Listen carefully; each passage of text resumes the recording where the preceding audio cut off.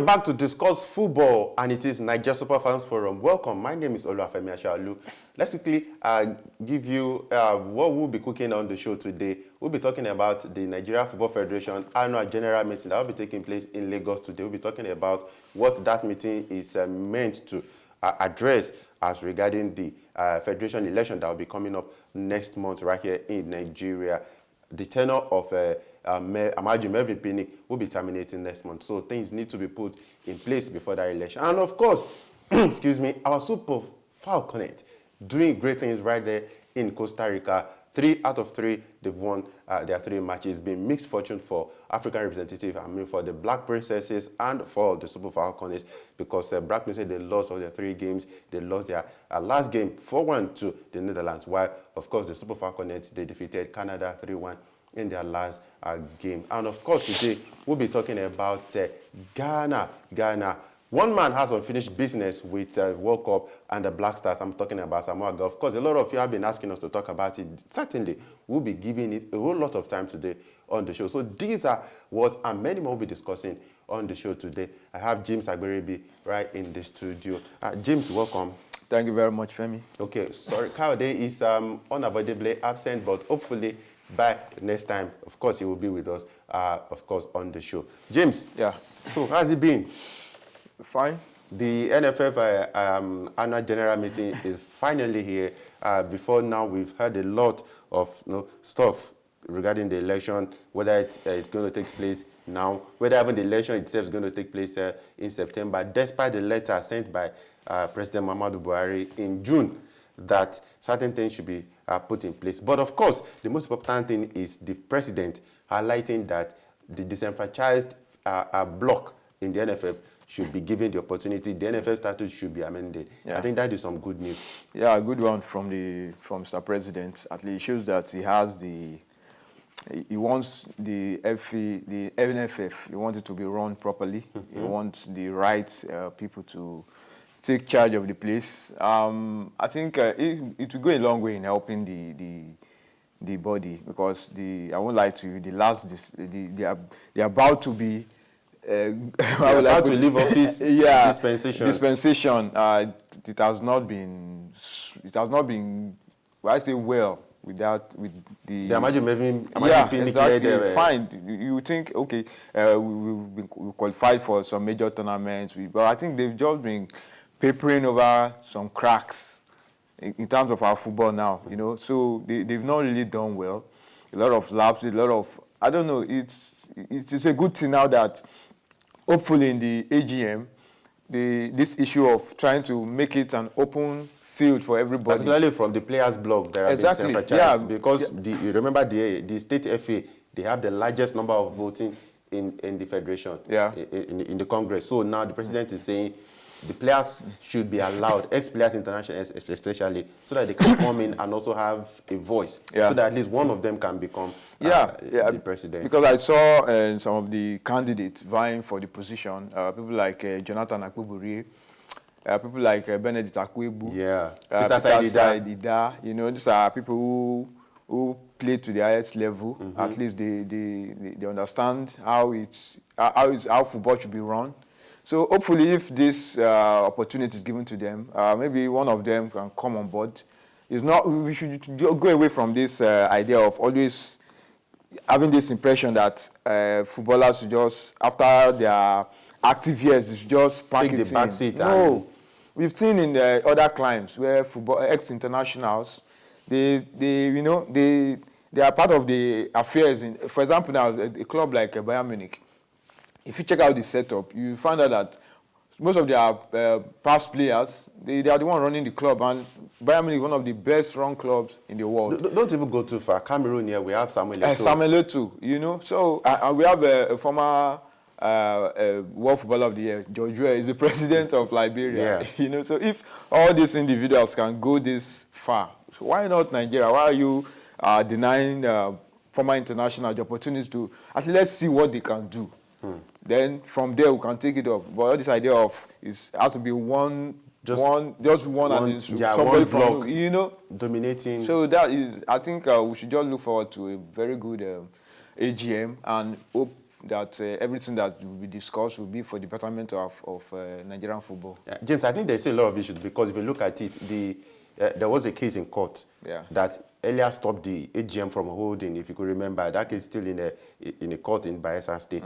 So though it's been said that that can easily be withdrawn, but at least that has not been done to the best of my knowledge. And apart from that, we expect that this AGM will draw up the blueprint for the September election because that is very key. At least everyone will be present now. The FA chairman, the state FA chairman will be present, of course, as the player bloc, you know, the ex-internationals who also want to have a run in the NFF. Everyone will be present. So we expect that, one, the case in Bayelsa Court should be discussed, how it will be withdrawn. Then two, a blueprint for next month's election, and of course, every other matter arising as regards that election. Yeah, I think this is not another opportunity because I do hear the players, the block, it's as if there's a kind of a division in that area. You know, it's as if they are not together, you know, compared to when you have the FA chairman. Even in Nigeria, we have two players union, right? That's part of the reason. One headed by Tijani Babangida, one headed by Julius Agao. That's part of the reason, that's the problem that we are facing. Because if these guys can't put their acts together, it will be so difficult to now present somebody that will kind of represent the players. Because if there's a division, I mean, it's not going to work. And you now give the FA chairman the opportunity that this, you know, it's as if they are more united compared to the players' union. So all these are things that you just have to look into and trash out because we just have to move our football forward. And thank God there's going to be a blueprint, and henceforth, in future elections, at least you have something in black and white. And it has to be according to FIFA guidelines. Exactly, that these are the guidelines and nobody's going to go out of it. So, like I said, let's just hope for a good AGM because everything still boils down to a well-run football, you know, how would I put it? Federation in Nigeria. We all want the best. Our girls are doing well. So we want all these things to rub off on our teams, and like let's see how everything pans out. Okay, let me take you up on Amadou Pinnick. You know, there was rumor, at least I think last week or last 2 weeks, that he's been considering running again. There were reports, I don't know if they emanated from him. He said some powerful Nigerians have been trying to prevail on him to run again for the third time, which he had said he wasn't going to. Now, eventually, he came out to say this week that he was not going to run. But that's one. Then two, do you think that Nigeria not qualifying for the 2022 World Cup for that part pressure on Pinnick not to run for the third time? Yeah. If you say that, you might not be saying might not be saying otherwise, because a lot of Nigerians are still very angry, not qualifying for that World Cup, and everything falls on the desk of the FA chairman, because he has been under serious criticism for some time now. The team didn't do well at the last AFCON.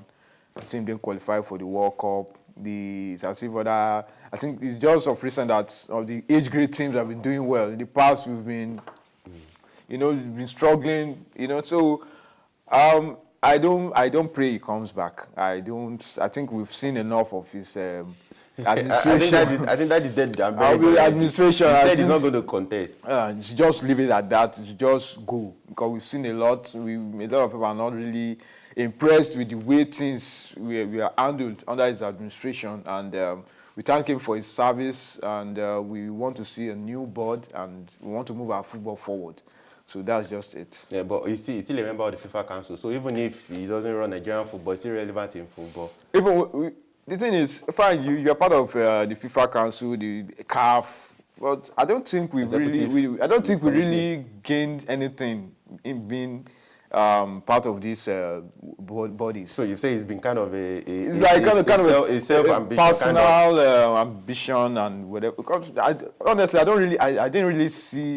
we didn't really gain much from this. As a federation, as a nation. Exactly. From this position. At least for once, we have somebody there. We should be we have somebody who is representing our interest. But at the end of the day, you just find out that it's still same of the same. So, like I said, all the best to him, and we look forward to a new beginning, a new chapter in our football, and from there, we'll see where we'll get ourselves to.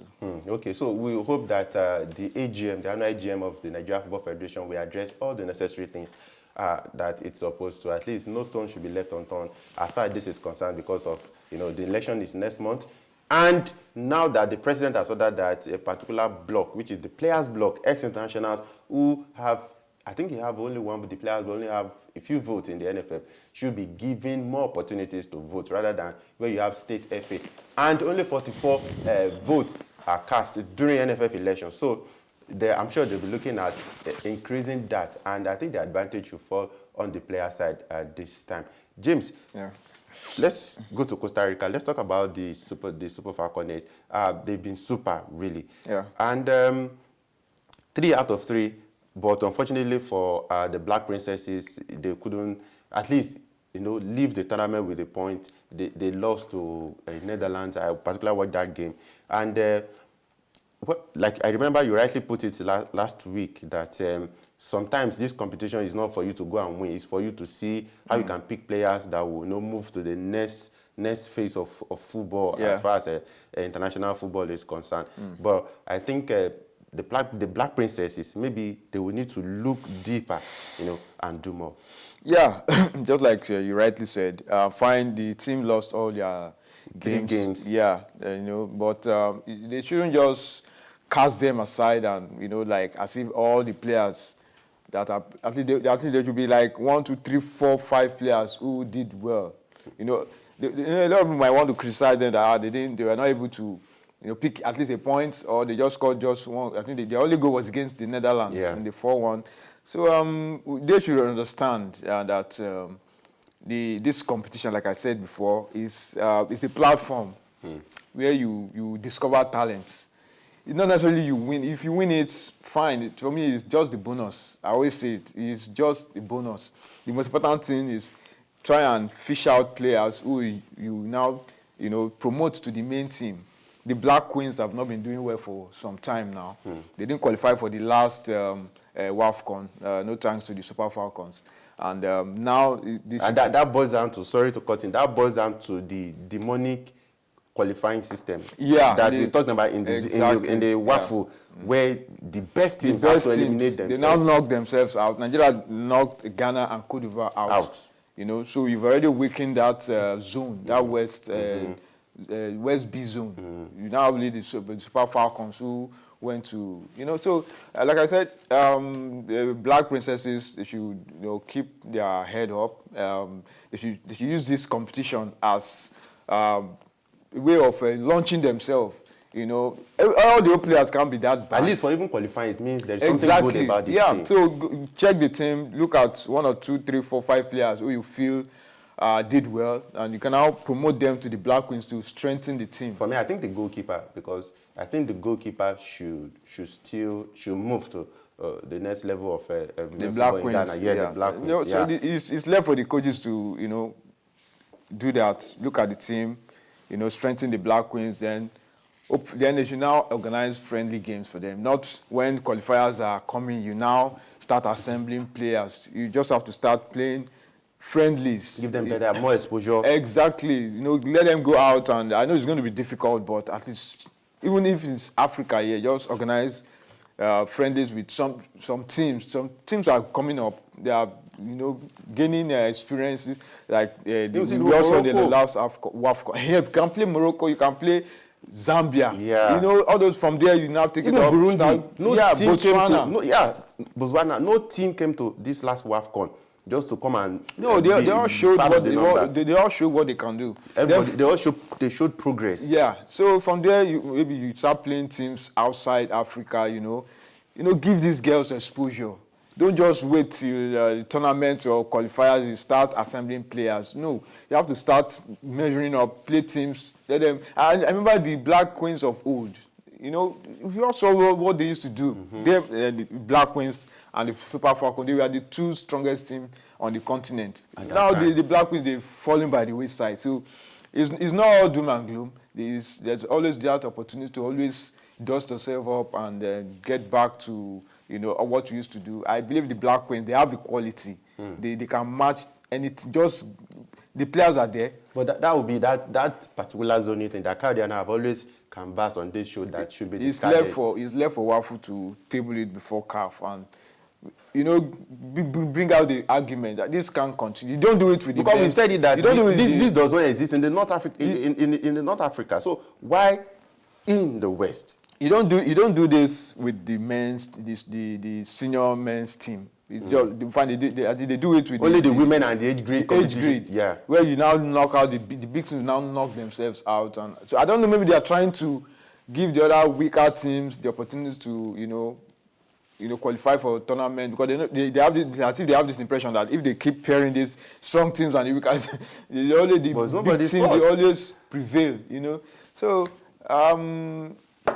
the Black Princesses, for me, they've done well. Fine, they didn't come back with any point, but you have to cut them some slack. They played against some very tough countries. I think that will kind of enhance their experience. The experience will go a long way in helping them. Mm-hmm. Then for the Falconets, good one for them. I hope they don't end up like Super Eagles who did well in the group stage and crashed out in the knockout stage. Because when you get to the knockout stage, it's a different ball game entirely. Mm-hmm. The group stage, you can still make amends, but when you get to the knockout stage, every mistake will be punished. Yeah. The Falconets, I think, is a good team, but the weak link in that team is the goalkeeper. I watched the game against Canada. She was the one that gave them the goal. The only goal the Falconets have considered in this tournament, she's the one that people make mistakes now. You saw David De Gea is now apologizing to Manchester United fans around the world. Right from the first game, I've seen that she is the weak link. But remember, against Korea, she made some important saves. Yeah, I know. But in a situation whereby you can't handle crosses, there are some balls you just peel from you. And there was one she did against the Canadians. Unfortunately, for the Canadians, there was no Canadian player close to her to capitalize. So now you're going to the knockout stage. You meet a Netherlands team that a well-drilled, a well-organized team that they will punish every mistake. Mm-hmm. So that's just it. Okay. The Black Princesses should be rest assured that the Super Falconets, I meant to say, will revenge. We will avenge on their behalf, of course, because Nigeria will be playing Netherlands in the semi-final. That means the next game, in the quarterfinal. So it's going to be. But James, I saw that game, Ghana, Netherlands, and I think the Falconets really have a lot of work to do because remember, in women football, Netherlands are not even a pushover. Yeah. In Europe, of course. Yeah, in Europe. And now, like you said, every stage it gets tougher. Yeah. Every stage you get punished for every mistake you make. Yeah. But if the Super Falconets are to progress to the semi-final, what are the things you think they saw? Against Canada, they actually play better. Yeah. But you can also argue that Canada already eliminated from the competition because maybe they are not as strong as the other opponent. Mm-hmm. But now, what do you think they need to do better? Now you are playing a technically gifted team. Yeah. Because this Netherlands team, I saw them. They move with the ball very well. They use the spaces well, and so it means that if you blink, you get punished. Yeah, I think what the Falconets, the Christopher Danjuma technical crew should be working hard on now is the attacking third of the Falconets. Mm. They create chances. The game against Canada, I saw that there was much improvement. The way they were moving the ball, they were, unlike against Korea and possession, But when they get to the final third, I think they don't have that clinical striker who gets the chance and take it. What than the Chiamaka Okuchukwu? The number 7 girl, she's not clinical enough. The other, what's her name? Then Sebastian, Floris Sebastian. I think they are more of wingers. So I don't think the team don't really have that number 9 who will just be finishing, who will be mopping. I think you saw vision today because I was going to ask you about a striker. It is one thing that the team seems to be lacking. Because now you are getting to the crucial stage. So you just have to take your chances. So I think they should just try and work on that aspect. They move the ball well now, but when they get to that final third, it is always a problem. So they should try as much as possible to always try and take because chances will come at a premium now. So That's just it. So we wish the Super Falconets all the best as they take on Netherlands in the quarterfinals. We are rooting for them at least to get. They've been in the final twice and they've not won any. So this could just be the tournament they've been waiting for. And Christopher Danjuma seriously has been doing a great job in Costa Rica. Let's quickly go on this very briefly, and when we come back, we'll talk about Asamoah Gyan. He said, "My business with the Black Stars is not yet over. My chapter in the Black Stars is not yet over." But will Otoado listen to him? We will discuss all that when we return. Please stay with us.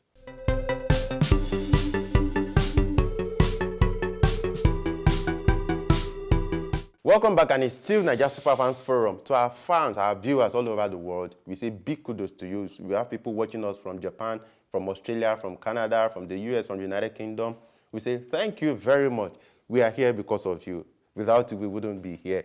And don't forget, please indicate where you are reaching us from so that we can appreciate you. We read all your comments, trust me, we read them, we smile, we appreciate them.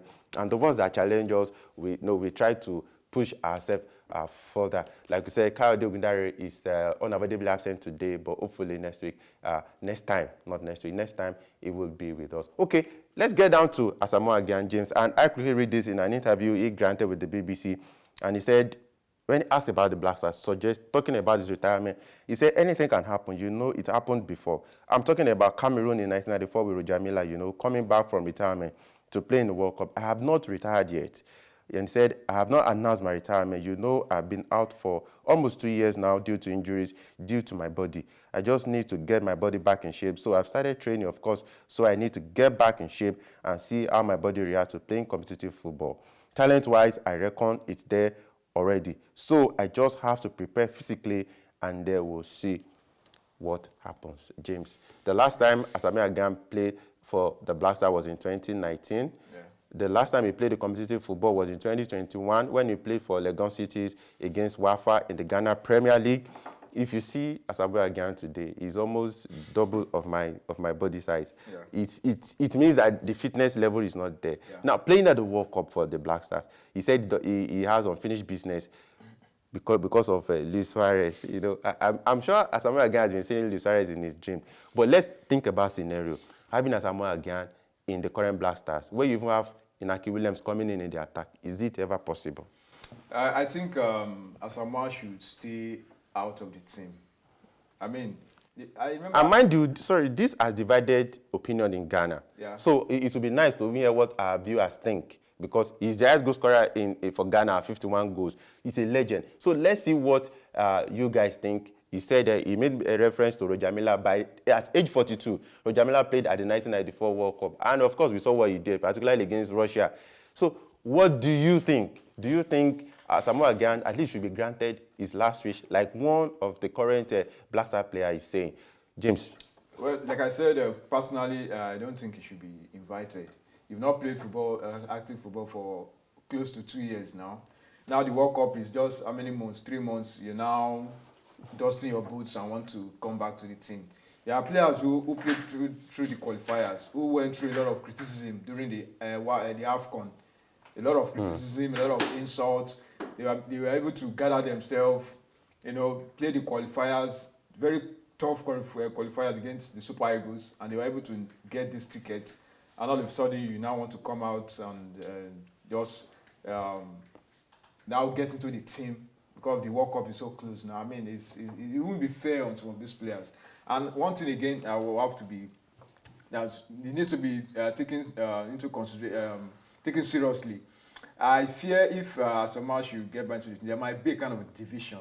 Because remember the captain's handbag issue you have with the Ayew brothers. You know, and you now come back and, you know, getting back to that, if we want to play, I don't see Asamoah as somebody who gets to the time, don't want, and now and bring him on the bench. He has done well for Ghana in all the past 3 World Cups. In 2006, he was the first ever Ghanaian to score at the World Cup. He scored at the 2010 World Cup. He almost took them to the semi-finals. He scored 2 at the 2014. And that is why he wants to come back and finish the business. He's the highest... James, he wants to come back and finish the business. You know, he's the highest African goal scorer at the World Cup with 6 goals, if I'm not mistaken. So he has done very well, but this is a new chapter. A lot of guys went through a lot to get this ticket. they did everything possible to. But people like Naki Williams too, they didn't participate in the qualifiers. That's why I've been criticizing these guys, these foreign-born players who wants to now play for the Black Stars. Fine, they've been coming out to say no, it's not about the World Cup, this and that. I've said it after the World Cup. We'll know if these guys really have the country at heart. So for me, Asamoah should just relax. You've been out of. If there's one player who should be knocking on the door for a return, it should be Sule Muntari. Sule Muntari has been active. Fine, I think I don't know his situation with House of Folk now. He has been playing. Fine, he's close to 40. Yes, 37. 37. How old is Asamoah? Is 36? 36. 36. But one has been playing. He didn't just leave Europe and became an idol. He was playing. For someone who have won the Champions League before, played for one of the best managers in European football, Jose Mourinho. He came down to the Ghanaian league and he played. So now you that have not been active for almost 2 years and now. And he won something with House of Folk.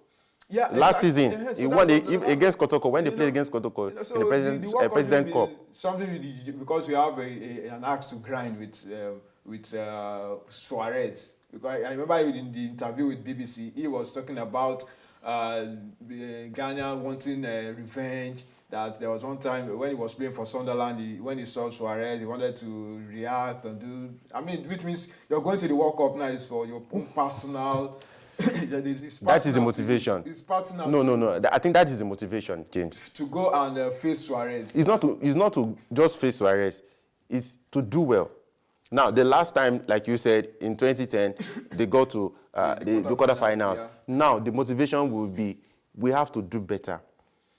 We have to do better. I remember that Kyle has also said that what to be the best gift Ghana will give Africans at the 2022 World Cup is to try and at least equal or surpass the 2010 record. By what I call it, obsession with Uruguay, Suarez is getting on the way. There are other teams in that group. Is it going to the World Cup? You have Portugal, South Korea. That will be the satisfaction. No, you have to think of the three teams. Because all throughout that interview, he was talking Suarez, Uruguay. I know a lot of Ghanaians, they are still painting today about that incident. And he wants to lead the motivation, Jay. So if it means going to the World Cup, you beat Uruguay and Suarez, and you lose to South Korea and Portugal. So where does that take you? So for me, like I said, Asamoah, he has done well for Ghana. He's a legend. He will remain a legend. He will never be forgotten in African football. But for me personally, he doesn't have any business in that team. He's citing young players in that team now. So I don't think the team needs any distraction now. They need to focus. The concentration level must be high.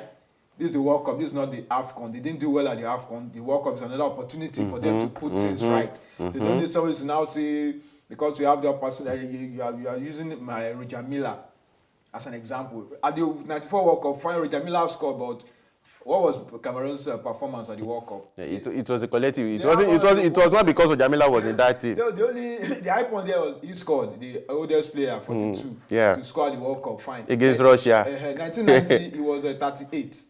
It just clicked and everything just went. These things don't happen all the time. So for me, he should just relax. Allow these guys who worked hard for this ticket to go, and when he helped Ghana to qualify for the World Cup, why didn't the likes of Abedi Pele, the likes of Tony Bafo, the likes of what's his name, Anthony Yeboah, all these guys, why didn't they come out and say, okay, because they did well for the country, they now want to at least to have the World Cup this thing in their record? No, everybody. So, James, you are saying that because I've seen videos where I saw Asamoah. I think one other thing Asamoah Gyan does well, apart from football, is singing. He sings very well. Yeah. I think he's going to be a good musician. So you are advising Asamoah Gyan to go and stick to singing. Go and do whatever pleases him. What is at stake now is for the Black Stars to go to the World Cup, because all eyes will be on them. They eliminated one of the big teams in Nigeria. So for them to do that, it shows the team is a good team. They don't need any distraction. They have to go to the World Cup, have good preparations. I thank God. Although I don't know what is at stake, so That's why they are trying to make sure the team is well strengthened. So hopefully they will have a good outing, and Asamoah should just stay back and cheer the team. Talking about Otoado, he said honestly, I have not spoken to anybody about all. It's part of the plan. I just wanted to make sure and see how my body reacts first. In interview, me and my manager, we've been talking behind the scene, you know, and everything. So he has said he has not even called up Otoado to tell him this is my ambition. In 2 minutes, James. Yeah, he has not called, so you shouldn't even make the call at all. You just let it go. But Christian also is saying that the country should grant Asamoah Gyan his wish. He says he's a legend in Ghanaian football. Let's just grant him his wish. At least take him to the World Cup. Take him to the World Cup and to do what? But we've seen teams done that. In 2002, Nigeria went to the World Cup with Mutu Adepoju. Did they play? He didn't play.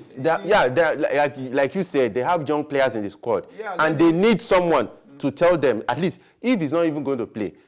Ahmed Musa went to the 2025 Africa Cup of Nations. How many games did he play? He has been playing.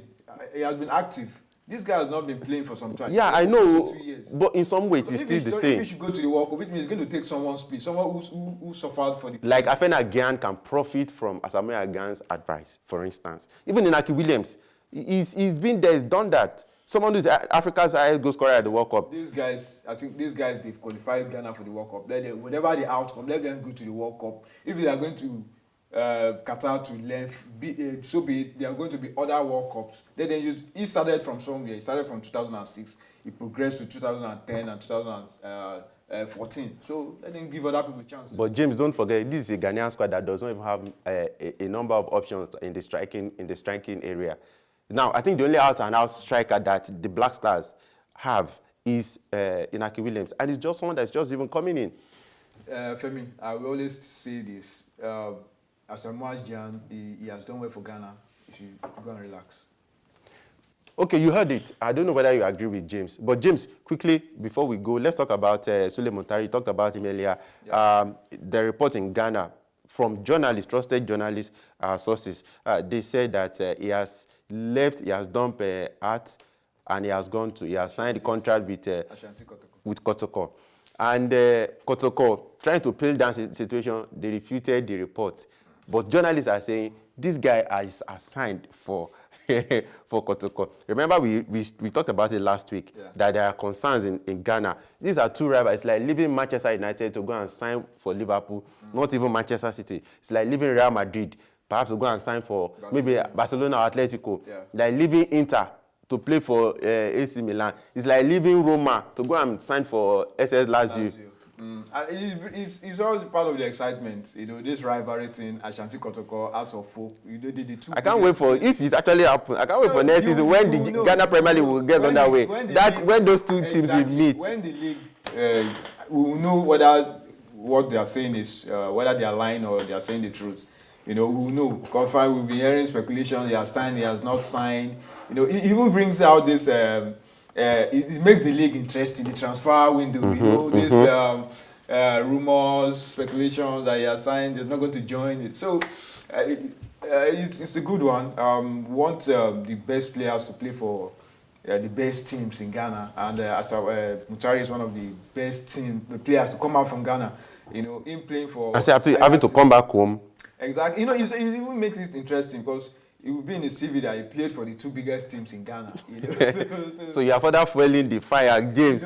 You are pouring more fire in the fire. He has played for us. No. You have. Let